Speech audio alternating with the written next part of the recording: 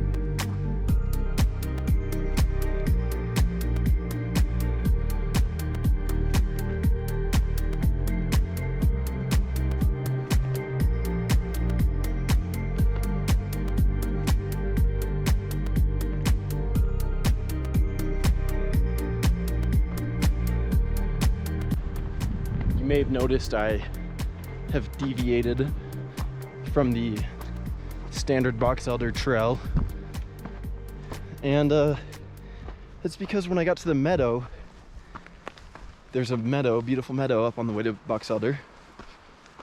And I got to that meadow, you can, if you take a right instead of going left, which would take you up to box elder, if you take a right, it will take you up to this peak up here, which I think doesn't officially have a name, but it's known as Silver Peak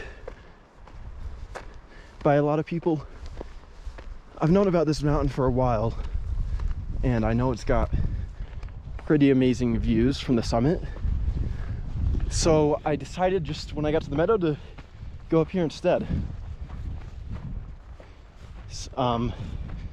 Just kind of like in the moment, it looked appealing, and already it's just beautiful up here. These lush green meadows and Timpanogos poking up over there.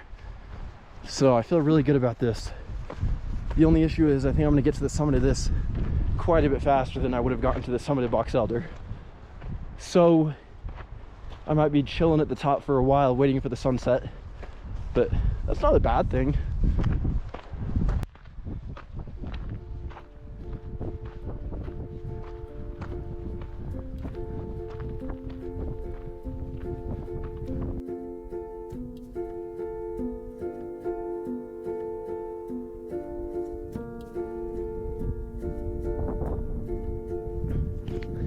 All right, way down there in those trees, that's the meadow I was talking about a second ago.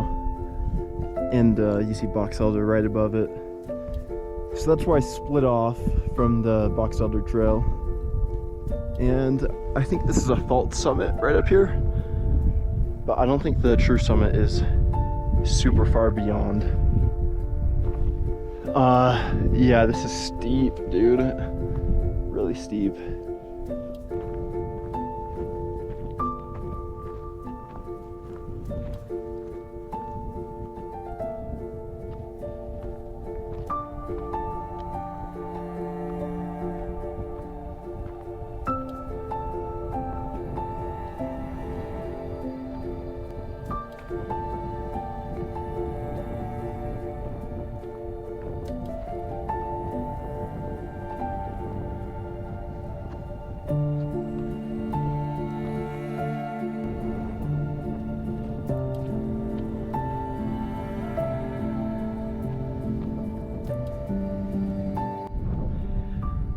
Okay, I think I might be at the summit, but there's that right there that also might be the summit. So I'm gonna go over there and tag that really quick just to be sure. Okay, I'm on top of this last pinnacle up here. Honestly, there's a really good chance, because there's like 3 pinnacles up here. There's the other one and the other one right there, those two. So there's a really good chance that this one, the first one, was the summit, the true summit of Silver Peak, but I'm not sure. So I just went along and hit all 3 of these pinnacles along the ridge just to be safe. There's also a chance that that's the summit of Silver Peak right there, that big, this mountain right here. I don't think it is. If it is, whatever, I'm not getting it. I don't have time tonight. But I don't think that's it. That's White Baldy right here. I think this is just along the ridge to White Baldy. And I know you can scramble from here to White Baldy, so that might be an objective to think about for me this summer. But yeah, there's the fiber horn right behind the sun. You can see that big pointy peak, along with a lot of other mountains, with Lone Peak way back there. And then Box Elder way over there, which I had originally planned to summit tonight. Timbernogus way back there. All these beautiful summits up here. So I am going to get moving because I'm cold. Yeah, I really wanted to stay up on the summit until sunset, but it was so cold up there. My hands were going numb. No, and I just was not comfortable. It was very windy up on that summit ridge, and it was like icy wind. It was not pleasant, but still gorgeous with these colors. The sun is setting back over there. Timbernogus, Box Elder, totally beautiful. And it's still cold right now even, but it's much more reasonable than it was up on the summit ridge.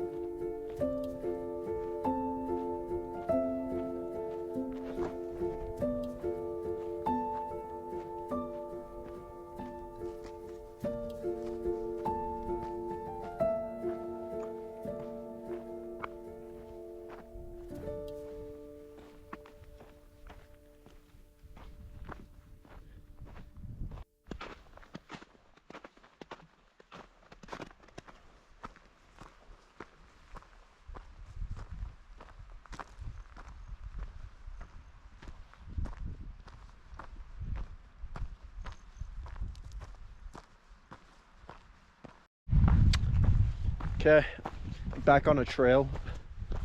So now it's just gonna be nice and chill the rest of the way down back to the parking lot. Yeah, I came from way up there somewhere, and I'm almost back down to the meadow now. And the sun has dipped below the horizon.